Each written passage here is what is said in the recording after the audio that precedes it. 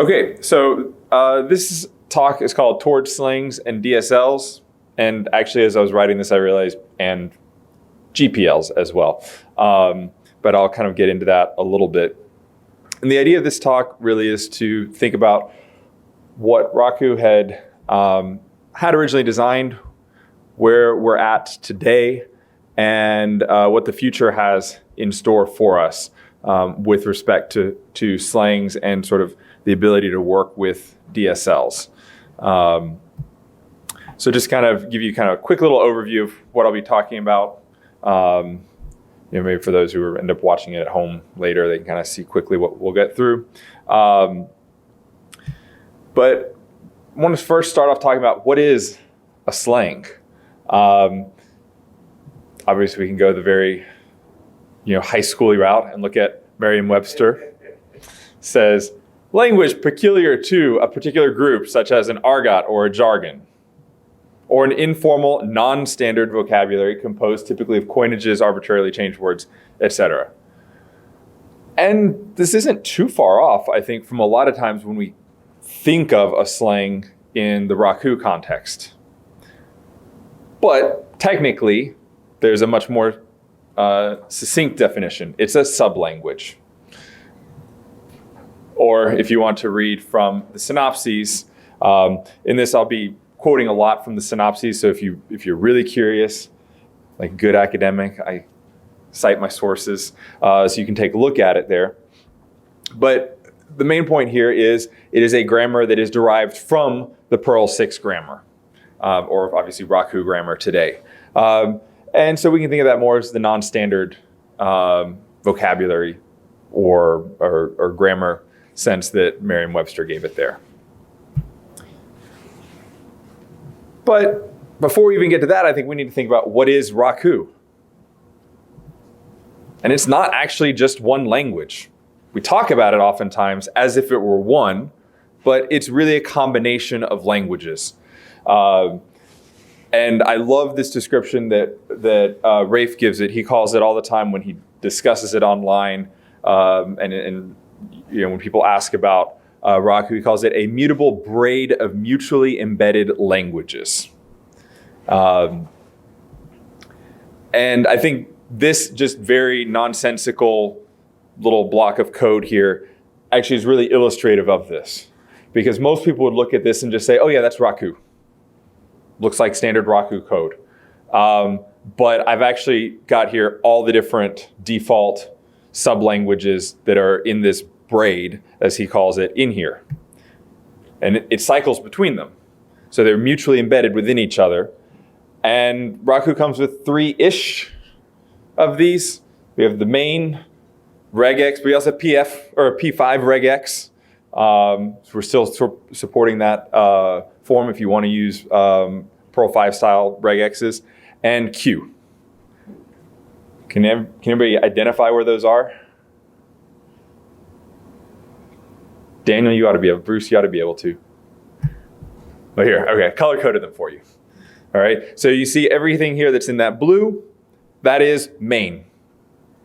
And then you can see once we declare something with a token, put that brace in, and now the compiler changes languages. It changes from the main language into the regex language until it hits a terminator of the next brace, and then it switches back. But we can even embed the main language inside of the regex language by including a brace inside of regex, which now transports us back into the main language, but then we have a quotation mark, and now we're in the Q language. And then we end the Q and we get out and eventually move out. And once we're in regex can switch itself and switch over to the Perl 5 style regex. And so we get that little ish, the 3-ish in there. And so really, what is the idea of Raku? It's a set of languages that are designed to work together. But Raku also can be anything we want it to be. We can modify any of those languages, and we can add whole new languages to this. Okay? Obviously, Damien Wright does this with Perl 5 all the time, so it's not necessarily a new concept, right? But I think as you'll see as this talk goes along, it's actually much easier to do in Raku. Still not perfect yet, but we're getting there. So slangs that were contemplated in Raku from the very outset. When all the planning, when they were doing all the RFC, everything to decide what was going to be Perl 6, slangs were in there. And we can see that in the synopses. They were curiously sort of overlapped with macros. Today, macros and slangs are really kind of seen to be two independent concepts in Raku. What was it, the 007 language, right? Was that it, Bruce, that they were working on for practicing out with how macros can be? I think this now got spun off into its own language. Alma, I think is what it ended up being called. Macros are definitely under work. They're being done. Maybe we'll have a talk next year about those. But the two of them kind of share a lot of elements. And the idea here, right, is that it will take temporary control from the compiler. And so we see that once you hit one of those open braces from that previous code example you saw, it switches to a new compiler temporarily. And then eventually we'll switch back. But how might it have been used? Because I think we've all seen from those synopses, we have how the grandiose ideas that people had of Perl 6, and then we had the reality of the implementation on the ground. And a lot of times they lined up very well, and other times there were some pretty significant differences. One of the ideas they had was as a trait. And that trait was going to be is parsed. And I'll leave it so you can read all that if you want. But the key part here is it says, here it's really talking about an operator. And it says, oh, if the operator has two parts, like a circumfix and a post-circumfix, then blah, blah, blah. Basically, will you be, how are we going to parse this language within these two, or the two parts of the circumfix? And this actually kind of is still around today, because what are we doing when we do to enter into the Q language? We have a circumfix, 2 quotation marks. When we do the QW, right, with just 2 angle brackets, same thing, right? We have a circumfix and we switch languages inside of the circumfix. So even if we can't do this, the is parsed trait never got put into core, the ideas are hanging around. Also, for a little bit of, I don't know, we'll say ideas of what's going to happen that I'll talk about tomorrow. Interestingly, here it says direct access to some as yet unspecified high-level VM-independent AST representation, which we're finally getting around to. So if you come around tomorrow, you'll see more of that. So what might this look like? If we did it as a trait, we might have said, if this existed today, we might say something like, multi-sub, circumfix, put like a little moon emoji, because we can, right? And a set of braces and say is parsed Lua, and then just insert some Lua code in there, right? Or, like I said, we could do the Q language, just doing a circumfix, defining it this way. That's not how it's defined in Raku right now, but maybe in another world, that's another time, that's how it would have happened. They also had this idea of being able to reference the different slangs with the tilde twidgel. I don't think I've ever seen this in wild code, and yet the twidgel does still exist. It is usable. But what I thought was interesting here, more than anything else other than here you actually see this twidgel being used, because you'll never, like I said, you'll never see it, is that it mentions that we'll basically be defining a macro. Again, there was sort of this overlap with the idea of macro and slangs back in the day, but it says there may or may not be a syntax in the main language to do this process of replacing these with a derived language or anything else. There still isn't entirely a great way to do this, which is, I think, one of the things I'll talk about later of why we've had some issues having more use out of the slangs here. But the other really nice thing here is that all of these changes that it points out here is that all these changes are lexically scoped. So I can go and mess around with a slang and mess around with Raku's grammar, and you, a module author, don't have to worry about it. I'm not going to mess anything up that you've written as long as it's what I have stays in my scope. And that is the case today. It's still that way. All right. This is closer to kind of how we will do this today. But another way that it kind of imagined doing this was mixing in new grammar rules, right? Raku is defined by its own grammar. And one of the options you have is augmenting grammars. You can also do them by mixing in, which is the way that I'll be doing it and showing some examples later. But the idea here was to say, hey, augment slang regex. Let's add in a new / character. And this is the example from the synopses here. Or I thought this was a quite funny example. It says you can also supersede. Supersede is not yet implemented in core. But they had this idea of saying supersede slang P5 regex and just do an open close bracket. And then if you try to call the P5 regex, it just blows up on you. And then it says here, if you supersede main, you're replacing the Perl parser entirely. It says this might be done by, say, the use COBOL declaration.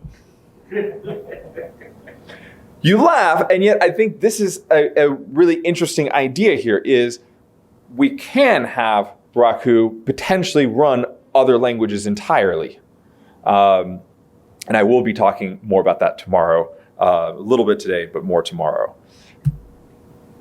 And here again is kind of another example that they had.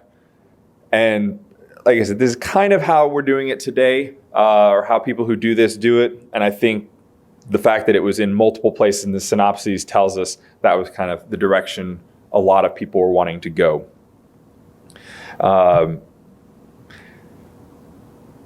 So let's talk about some of the examples today. But there's not a whole lot of them.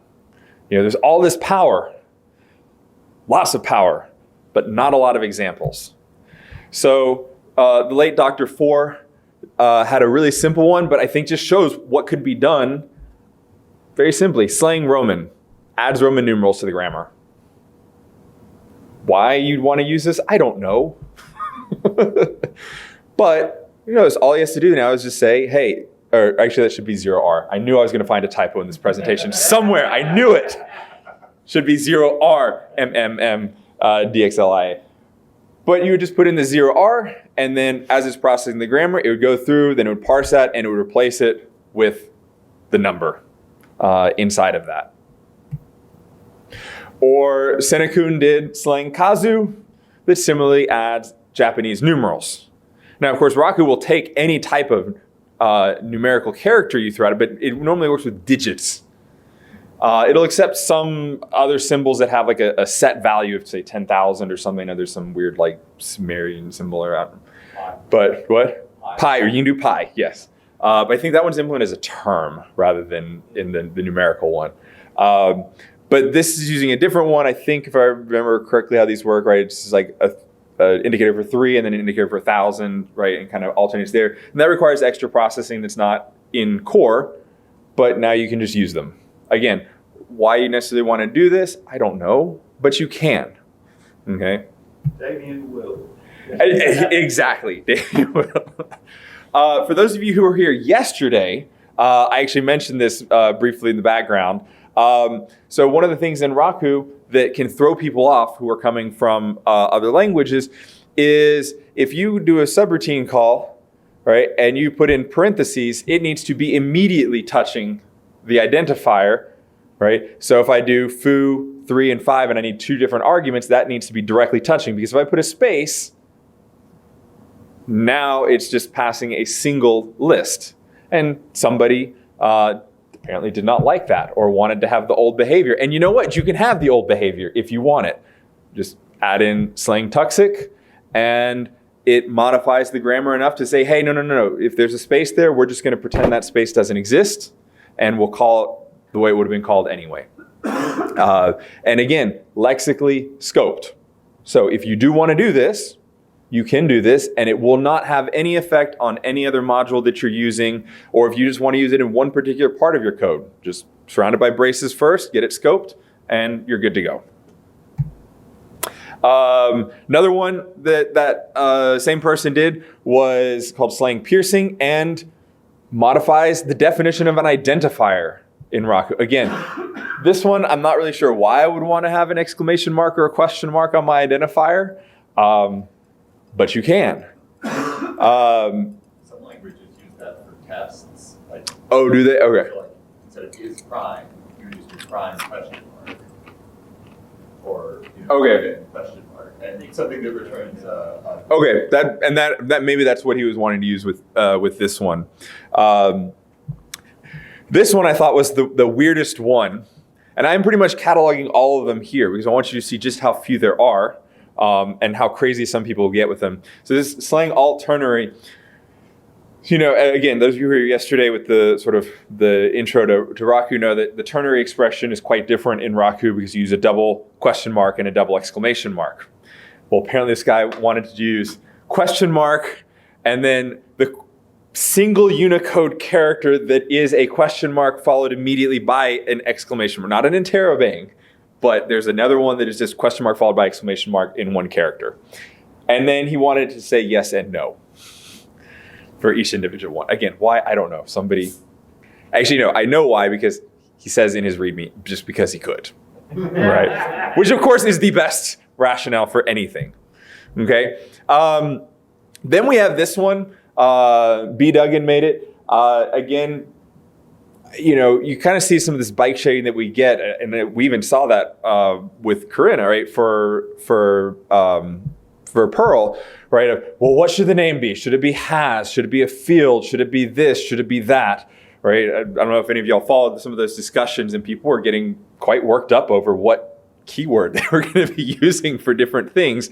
Well, why worry when you can just change it? If you don't like it, put in a new one, right? And so here we can see a method becomes a def, and just use lambda or the lambda symbol, right, or the Greek letter, for exactly those same purposes, if you don't like the ones that were chosen for you.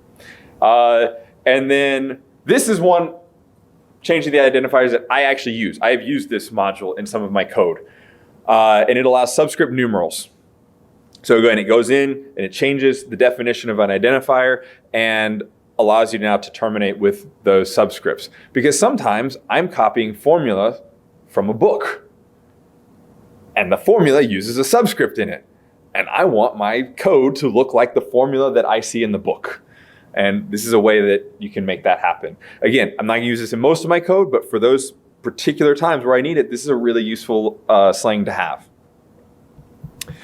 So how would we make a slang? Well, what I'm showing you here is current as of today. Stuff will be changing. One of my goals is to eventually have ways that this will be extremely simple to put together. It's getting there. It's not too difficult now. And once RakuAST is done, it will be incredibly simple. And I'll show an example of just how that will change. You'll start by just making a role. Like I said, modifying the grammar is going to be the easiest way, and using a role makes it even easier, more so than augmenting, because you can put them in different files. So make a role, we'll call it our slang mixin. And then the next question you have is, well, what do I want to modify? What do I want to change? And you can go into standard it was PM6. Now if you go in, it's under Raku/grammar .rakumod. But you look for the standard grammar for the language of Raku, and you find the tokens that you want to modify. And these are, I think, the ones that would be most common. If you want simple values, then you just put in a value or a term. Like I said, if you want pi, maybe you want, do we have tau? Or no? We do have tau? I can't remember if we did. Okay. Well, if we didn't have tau and you wanted tau, there you go. There's an easy way to do it. You could put it in there.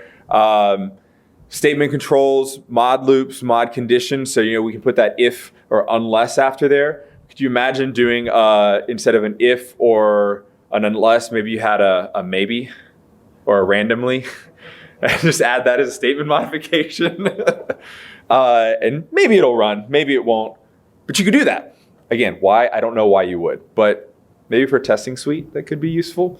But again, mod loop. Just like you can do for and then put something in there, you could write your own new loop condition for that statement.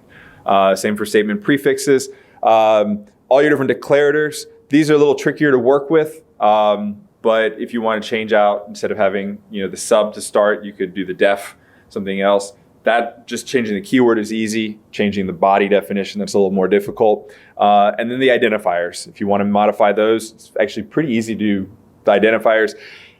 If anybody wants to have fun trying to define a new sigil or twigil, please let me know the results of your experiments. I know a number of people have tried to work with getting a new sigil in there. Unfortunately, you can't just change the grammar definition. Those go a little deeper into the core of Raku, and you got to do a little more work for that. So your next step would be, actually I should say slang action mixin. Again, knew there'd be other typos.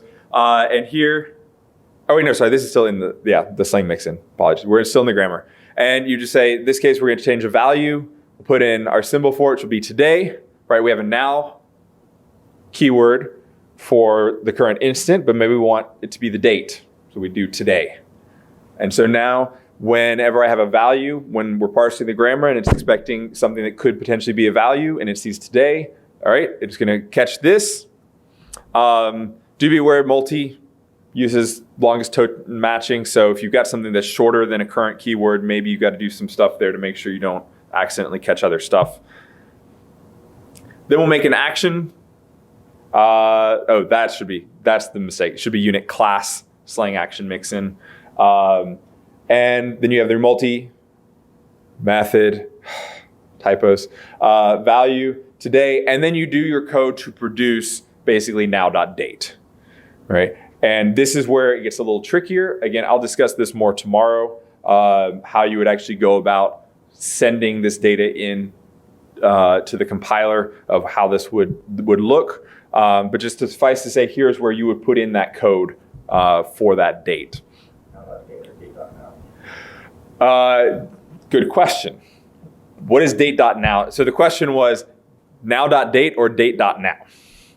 All right. Well, date.now creates, I think it's technically it's datetime.now, would create an instant for but down to the microsecond level. Now gives us the instant, and then .date would coerce us into a date that just has year, month, day. And then finally, we make a module. And we just make an export sub, and we use the two modules that we just made, our slang mixin and our slang action mixin, and those will import in that role. And the class, again, should be class, not a role. And, oh wait, no, actually no, yeah, it is role. I kind of set these up and then I forget how I do them. We do our language, right? And this is, again, these are some of the stuff that might change if we're still going to reference the current language using this dynamic variable. But right now you do lang, define the slang, and we'll define main. And so we're going to modify the main slang, and we will be mixing in these two roles into the grammar and the actions of the current one. And then we just return an empty map. So we're not importing any new symbols into it. We're just modifying that language. Again, the way you can kind of see, if you look into the core code, you can see some ways where they were kind of contemplating some other ways to do this. Right now, this is how most people are doing it. Again, I hope that down the road there'll be some more easier ways or a little bit more directly supported ways. But this works quite well. And once it's done, you can use it. Again, I will talk a little bit more about this whole process of making it tomorrow. So now we also get to, what is a DSL? I told you it's slangs and it's DSLs. So that was making a slang. Okay, well, Merriam-Webster doesn't really have a DSL definition, but I can go to Wikipedia instead, right? super trustworthy source. Actually, I kind of like this definition. A computer language specialized to a particular application domain, in contrast to a general purpose language, which is broadly applicable across domains. And in Raku, when we talk about DSLs, we tend to just think of it as anything that does more than modify a handful of grammar tokens, where we replace the compiler wholesale. But this, and honestly, the Wikipedia definition, where is the line drawn? I mean, if it's a Turing-complete language, it's a Turing-complete language. Not all DSLs are Turing-complete, but right, if they are one, you can technically do it. But I think the main thing here is that Raku, one of the important things for Raku is that it is really good at processing languages, period. So we have a lot of people who've done some work with this, just maybe not adding it into the slangs. And if we think about in Raku with DSLs, we have two, ish. Again, that ish. We have Q, which is our DSL for defining strings. So as soon as, again, like I said, as soon as you start a quotation mark, you are switching into the Q language. So it's not just like a quick little thing that says, oh, this is how you interpret a string or interpolate them. It is a full-on language, again, where you put those braces in and now you switch back into the main language. And we also have regex, of course, and P5 regex for pattern matching within strings. But of course, there's nothing stopping us from understanding or making Raku understand more DSLs, or perhaps even doing a full GPL. And there have been a lot of attempts at this. So I think a DSL that we all work with all the time is JSON. It's a very simple DSL, but hey, it works, right? For data transfer or for portability, stuff like that. But the way you use it, you don't really think of it as one. I think when we work with it in code, we're not really thinking of it as one. And so all they did with the JSON here is it's a very simple grammar. If you want to see some absolutely beautiful module writing, look at JSON Tiny. The entire JSON thing is between the grammar and the actions, I think is all of like 40 or 50 lines of code. And they are readable code, beautifully readable code. Definitely take a look at it if you have not. And yeah, all we do is say from JSON and import in our JSON object. Supernovas has an XML one. Again, its grammar is really simple. Both JSON and XML were made to have really, really simple grammars. I mean, using XML is another story, but but its grammar definition is actually pretty simple. And so yeah, we have this. It's there. But you notice what we have to do is we have to work from a string. Then 9 made a Python interpreter. It even allows inheritance in Raku of Python classes. So you can say like class foo and then have it inherit from a Python class that's defined in code somewhere else. Why? Because you can, I suppose, is the answer. And this one does run through one of the Python interpreters. I don't remember exactly how this one worked, but you notice here what we have to do is we have to actually create an object first. Create an inline Python object, and then that allows us to run the code. This one does add in, though, a plugin for eval, which I think is quite nice, because eval from early on was always set up with the idea that you could specify the language that it would eval the code for. Then Radiac did one for Lua. And again, this one, you can see, works almost the same way, right? You create a string bit of code, you create an object for inline Lua, and then you run it, and it works. What I thought was really interesting and kind of really germane to this talk, in the docs for this one, and this is a really detailed module. It's really fascinating looking through the code for it, just the level of integration that Radiac put in with it. He says, the inline part is arguably not yet implemented, despite being the name of the module, as the present interface is solely object-oriented. So you can see really great work handling these other languages, but we're still missing this inline bit. Go, same thing. This one parses, compiles, go cold, creating objects. This one even goes all the way to the point of at compile time in Raku takes the Go code, sends it off to a Go compiler, takes that output, stores the output somewhere, the shared library, and then does a native call, wraps it into an object, just so you can get the nice speedy, right? And as we were talking about earlier, this would be amazing if we did this with C. I think that'd be really fun to actually include your C code directly into the body of your Raku code rather than have to have them as a wholly separate file somewhere. But again, even with all of this really awesome stuff that this one is doing, it still is doing the same format. It's a string that then is passed to a new object that then interprets it and then does everything in the background. And they're not the only ones that have done this. That same sort of structure, take the module, create a new object, then create a string, pass a string into it, and then have it done, has been done for all of these other languages. For Scheme, P5, Ruby, and actually it shouldn't be two brainfuck one. I forgot what the other one was that I can't remember what the last one was that Elcar did. Sorry, Elcar. And tomorrow we will be doing a new and improved version of brainfuck. So, but they all have one thing in common. None of them are inline. So it's very interesting that they've all taken this idea of an inline module. We all know it's coming. This is something that has been promised, and yet we don't really have it quite yet.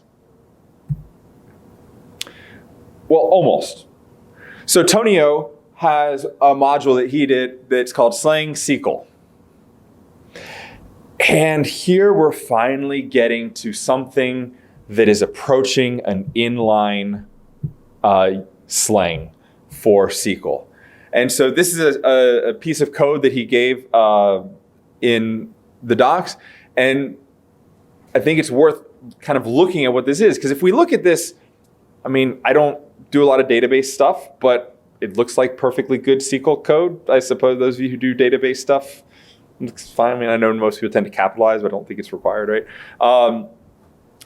And all he's doing is inserting in, right, this data from the 4 sequence. We get 0, 1, 2, 3, 4, right? And that goes in on the context variable or the topic variable, and then just picks random 16 letters and joins them together for the second one, dumps those into the table, right?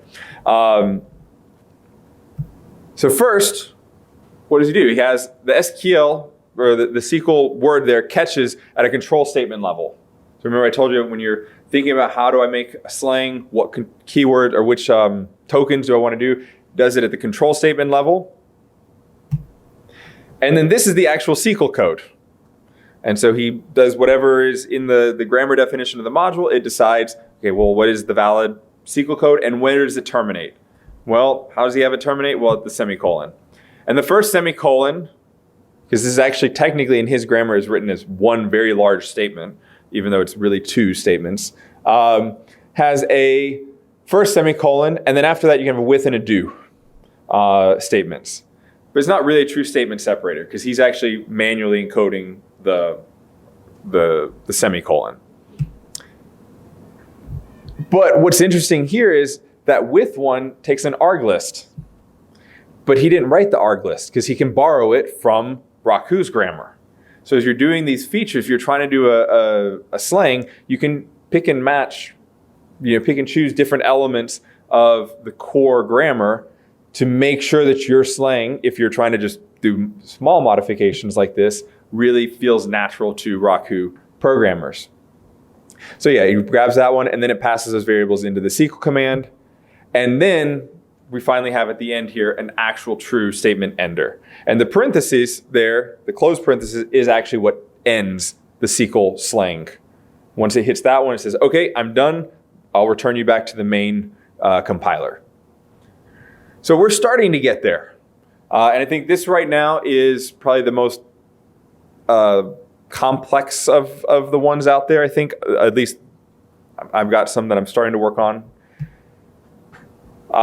So I talked about this one last year in my lightning talk. And this is a basic module. And you can define a sub as basic sub instead of sub. And then inside of it, you have basic code. And you can pass in a variable and get a result from it. So you can see the comparison there with the Raku square function. I just put a little superscript 2. Or we can do the old-fashioned basic way. And yes, I know you can just do multiplication. I know, but for the sake of example, you see the line numbers. I did a very complicated way. But this is now fully in the body of one of these blocks. And as far as I know, this is the first module that does this. And I'd love to see this happen with some of those other modules finding ways of doing that. Also another one, which I'll probably be talking about lightning talk. I have another one called polyglot regexen. Why just have regex and p5 regex when you could have ECMA regex or PHP regex? Great idea. Thank you, Bob. Bob was the one who gave me that idea. So that we could potentially have something here like so new line and then match it to a period, but we'll add this ECMA modifier onto it because different to many other languages. In Raku, multi-line is default. So the dot actually does match anything in Raku. Whereas in most others, it does not. And so this way, if you've got an old regex, you can just throw it in and take your old regexes and not have to worry about some of these tiny little gotchas that might happen between different languages. But yeah. So this gets me this question, why aren't there more modules like this? I mean, basic, we don't really need that. I mean, but right now, slangs are just a little bit hard to work with. What is easy about them, though? There are some easy parts. Modifying the grammar is really easy. All you do is you do a roll, and you mix it in. And if you know how to work with Raku grammars, that's it. You can do it. This is kind of one of the things I really like about Raku is that Raku is written in Raku. So if you know Raku, you can look into Raku's source code and see how it works, and you can modify things, and it doesn't feel like you're having to jump into this weird assembly language or anything else to do it. Also really easy is parsing DSLs and GPLs. Again, this is one of the strengths of having the grammar system. You give me the definition for JSON, and if we're not talking about doing anything other than just determining that JSON is valid, that's down to like 20 lines of code or less. And it's declarative code. So this is a strength. It makes it really, really easy to do. And for the most part, you can tell what to do for most actions. When you're trying to determine how do I put something in. But the hard part is working with RakuAST. And right now in Raku in the core, this is what is used when it's compiling. It compiles into this, it's called the Q abstract syntax tree. And it's really complicated to work with. If you know how to work with it, you know how to work with it. If you don't, you have not a lot of hope. It takes a lot of time to get to do it. And the people who are very versed in it have other much more important priorities in core to work with than having fun playing around with slangs just because we can. All right. And so unfortunately, that means doing other stuff is pretty complex, unfortunately. And so you saw a lot of those current slangs, they're pretty basic. But there is hope. Most of these things that we do can use RakuAST. Most of the process of creating a slang can use RakuAST, which is now available in an experimental form in core, which makes everything much easier than working with QAST. Or the other alternative, which is string concatenation and then using eval. 90% of your process you can do with this. The only catch is the final token that you have, your top level token. That one has to return something that is a QAST based node. Everything else that you can do with RakuAST. Your life is much easier. The basic module that I pointed out, I have designed that to be a sort of best practices model. So if anybody's interested in creating one of these, I have the module. It is extremely heavily documented, so you understand what's going on, why it's going on, all in the body of the code. And the idea here that I have is I hope that other people will take this on and have fun with other languages and do other interesting things. And then, of course, once we get to 6.e, we will have full RakuAST support. And QASAT will finally be gone. And everything will be much easier. As an example of how much simpler this will make it, what you see on the left there is what you have to do. That when I had that basic code block, if I wanted to install a lexical symbol, a lexical sub, that was the code that I need to use. I need to have this world object. What is a world object? It's not anywhere in the Raku standard. It's not anything any Perl or Raku program would know about. But you got to know that it exists, and that's where you have to install it. But you have to tell it, hey, install it in this unit. You need to have a copy of, be able to access that unit or whatever scope you're going to be installing it into. And then, oh yeah, because we're at a certain part of the compile phase, we don't have a copy. We don't have the post circumfixes. So you got to manually grab the key value out of your regex or out of your match object, and then we can dump it in evaled subroutine. But now we got to eval it. Thankfully, because there's multiple phases, we can actually just drop in a fully compiled sub. And when we get to RakuAST, all we'll do is make the sub. Done. You just pass in a RakuAST sub object. The one on the right is a lot easier. So much easier. Because all I need to do is just, what do I want to put in there? Do I want to drop in a variable? Okay, I just make and put in the variable. If I wanted to do that on the other side, I'd have to probably have a whole different process of doing it. If I wanted to put in a method call or something, whole different set of syntax. Whereas on this side, I just drop in the method call statement. Done. So hopefully down the road, this will be much, much easier, and we'll have a lot more stuff going on. So my final thoughts. What is a slang? I think this is actually not an easy thing to define. It could be a full language, it could be a modification of a language, and it doesn't really matter because it's all fun to work with. Where does one draw a line on what is a DSL? It also doesn't really matter as long as you're doing something interesting. It's all about fun. So, like I said, the future is bright. Slangs are a powerful but underutilized feature to tweak small or big things in the language. Raku makes parsing DSLs and even GPLs very easy to do. The difficulty implementing slangs and a variety of multilingual paradigms have probably held back development on this. And once RakuAST is finished, one needn't be Damien to do very crazy things to Raku's syntax. So, I pretty much am out on my time for the main talk. Are there any questions, comments, complaints that anybody might have? Yes? Can you go back to one of the slides that was an inline language that isn't actually inline, an inline module that isn't? Yes. Okay. So the question was to go back to an inline that's not really inline. Yeah. So let's see. Yeah. Yeah. So I guess what I'm wondering, you seem to really prefer something that is truly inline. And And I'm curious about why, and in part because I'm thinking about tooling support. So like with that inline Lua, if you have a here doc with a place where it begins and a place where it ends, I could think in most editors it would be pretty easy to use some sort of, switch to syntax highlighting for Lua between these two terminators. Whereas if you have it truly inline, you're going to have issues with syntax highlighting or tooling support, telling your editor or your IDE that this part is Lua and this part is Raku and this part is Go.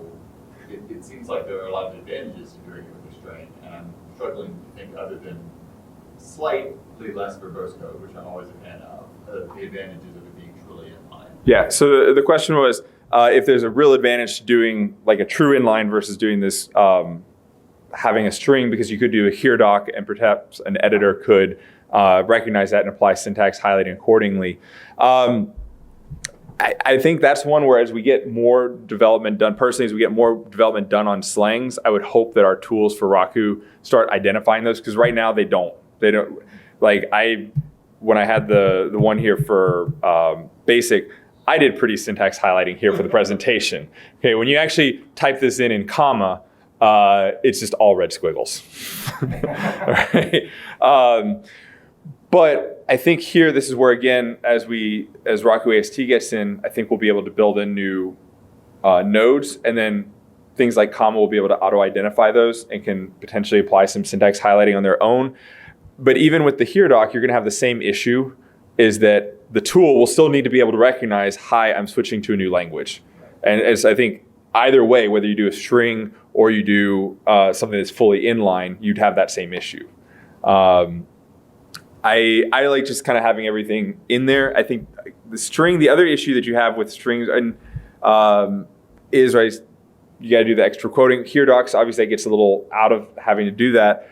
I think I seem to recall having seen one module at one point that what it did was it had you just say like method whatever, and then you just returned a string. So like the whole body, the block was just a string, and then it would just call that one to grab the string. So it's kind of trying to, it wasn't quite being able to do a fully inline version, but it was still just doing a giant string, which could have been done with a here doc.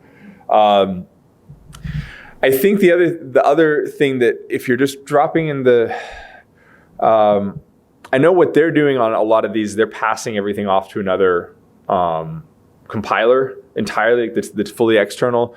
What I'm doing with mine, honestly, is I'm actually creating, like for the basic one, I'm creating a basic virtual machine inside of Raku. So, but I guess I can still do that with the string. I like to have it all fully inline. And note that even the authors of them recognize this, right? Right, in Louis, he says, it's arguably not yet not yet implemented. And so I think everybody who's had this kind of had that contemplated as something that would like to have done. Yeah, I think the question is, if it's not inline, why is it called inline? It could be object Lua. Yeah, so the comment was if it's not called, or if it's not inline, right, it could be called object Lua.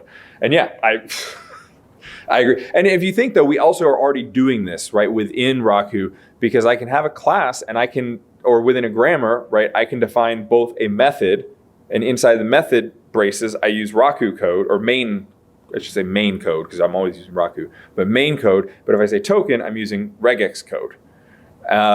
And so I think following that model of us having a declarator of some sort, and then an identifier for it, and then having, this code is in here, I think that kind of helps also keep the coherency of the language there, even if technically we're going to a different language.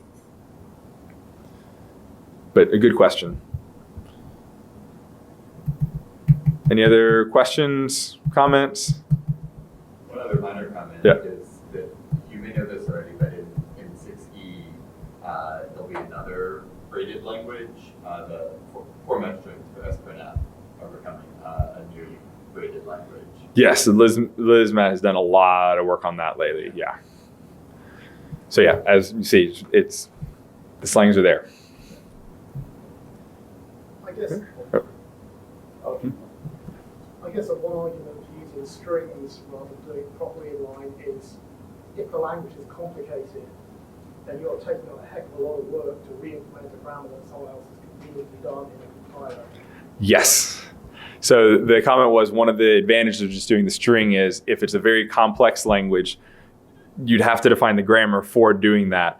And in fact, I was thinking about that with C, and last night as I was going over this, because I saw somebody had done, I've said I would love to have one where we could have a C block and it would actually compile the C code in the compile phase of Raku and then do all the native call linking, everything in the background. And I saw that this Go one had already done that. And it turns out, I was thinking, okay, could I do that with C? C technically has a multi-phase compile process, and I don't know how well I could do that in the grammar, but apparently there is one single pass compiler I did find. So apparently it can be done, but it would be a lot of work to finding that. But there are ways you could do, instead of defining the grammar, you could also potentially just do an old-fashioned string part and just go like character by character, and then just say, okay, when I'm done with this language, and I hit my first closing brace that's spare, shouldn't be there, we'll define that as the end. But yes, for some very complex languages, that might be a good one. Yep. I'm just concerned about the practical implications of this, that it could encourage people who are more interested in computer science exercises than solving their employers' problems to produce something that would be interesting but unmaintainable. Okay, so yes, so the comment there is that his concern might be that it would, that it would be potentially causing more. I'm trying to summarize and I'm not doing a good job of it. So, if you it's essentially that it encourages people to indulge in computer science exercises rather than solving their employers' problems. Yeah, so produce an unmaintainable result. Right, so you're saying it encourages people to potentially kind of engage in computer science problems and potentially come up with something that's unmaintainable. I can see that. I would actually argue that this can actually help out quite a bit because a lot of us are dealing with legacy code bases.